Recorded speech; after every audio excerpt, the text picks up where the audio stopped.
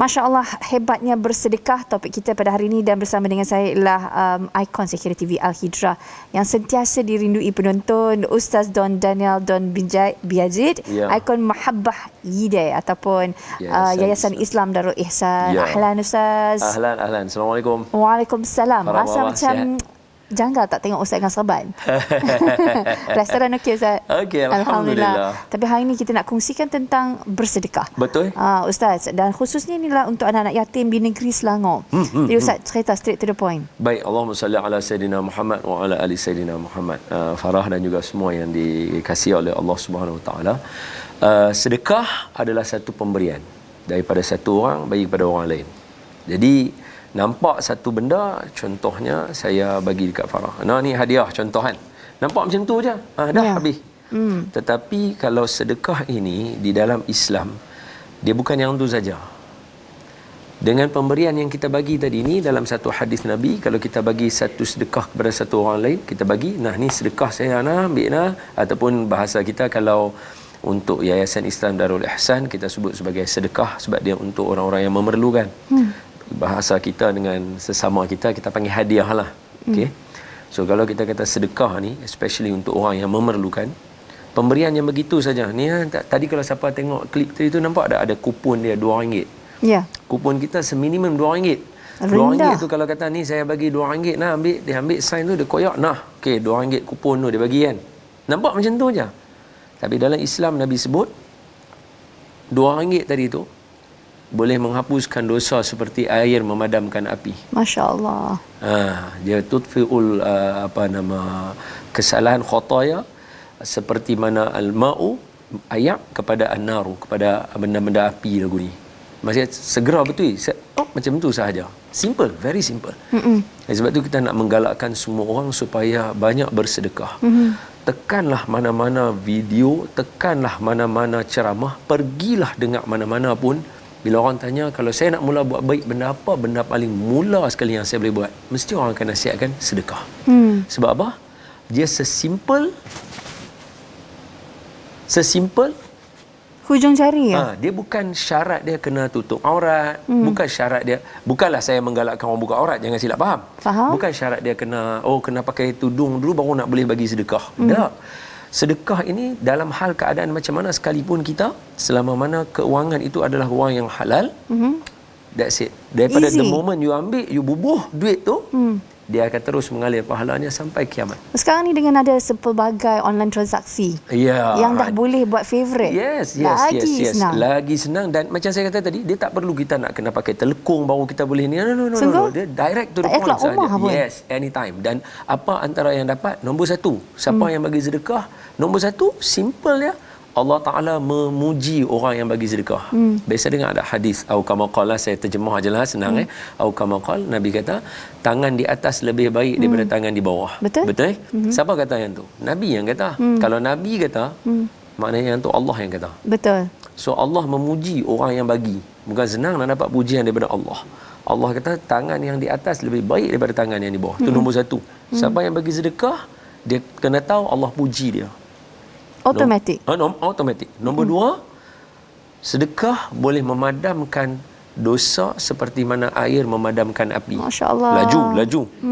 Nombor tiga, seperti mana kalau siapa dalam hadis Nabi, siapa yang nak Allah siapa nak memadamkan kemurkaan Allah, padamlah ia dengan sedekah. Masya Allah. Nak memadamkan kemurkaan Allah pun dengan sedekah. Masya Allah. Itu luar biasa. Dan sedekah dia punya lipat kali ganda luar biasa. Sebab apa? Dalam satu ayat Al-Quran kan Farah, kalau kita tengok kan sidang penonton yang saya kasih sekalian, Allah Ta'ala kata apa? Ada ketika ni Allah cerita orang nak mati kan. Allah kata bila mana sampai satu orang kepada takat di ghar-gharah ni kan, dia kata kepada Allah, berlaku dialog, dia kata boleh tak hidupkan saya balik sekejap? Jadi orang tanya nak buat apa? Maka kita assume jawapan dia mungkin dia nak sujud kepada Allah dan sebagainya. Bertaubat ke? Yes. Tapi dalam Quran Allah sebut dia minta untuk nak bagi sedekah. Fa as-saddaqa wa akum minas salihin. Dia minta kepada Allah izin untuk nak bersedekah. Can you imagine? Satu benda yang kita diberi peluang, kita kata, ya Allah tolong bagi saya hidup balik, boleh tak sekejap? Sebab apa? Saya nak buktikan.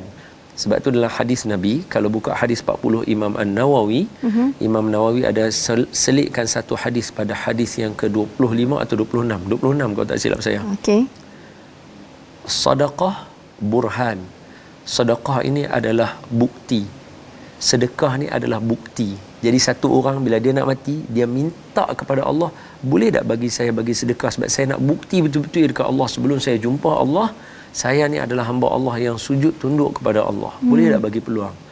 On the other hand, kalau kita fikir balik kat sidang penonton dan juga semua yang ada, Farah, pasal apa minta yang tu sedangkan kita kata dia as simple as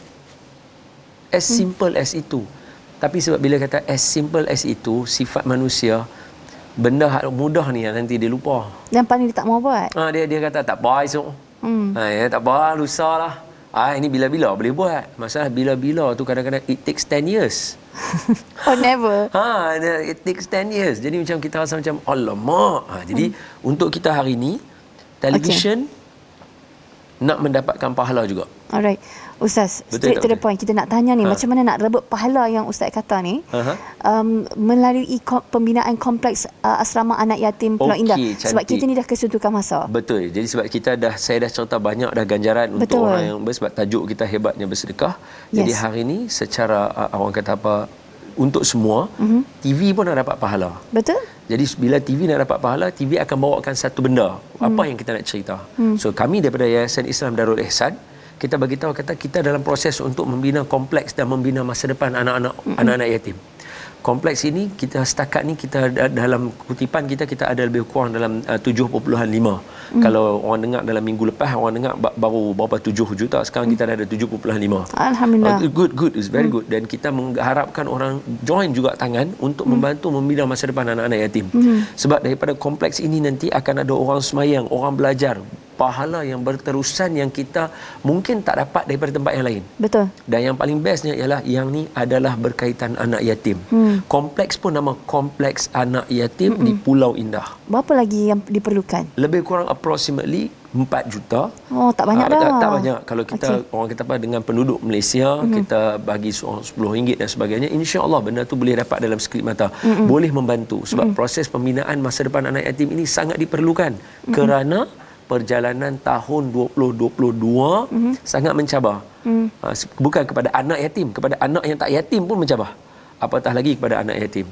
So saya sangat mengharapkan bantuan daripada semua pihak di luar sana untuk bantu kita mendapatkan membina masa depan anak yatim. Baik, sebab kita sudah pun di hujung sesi, saya dikabarkan bahawasanya setiap sumbangan ini boleh dapat tax deduction. Betul, daripada LHDN kita akan ada daripada dengan resit daripada Yayasan Islam Darul Ihsan.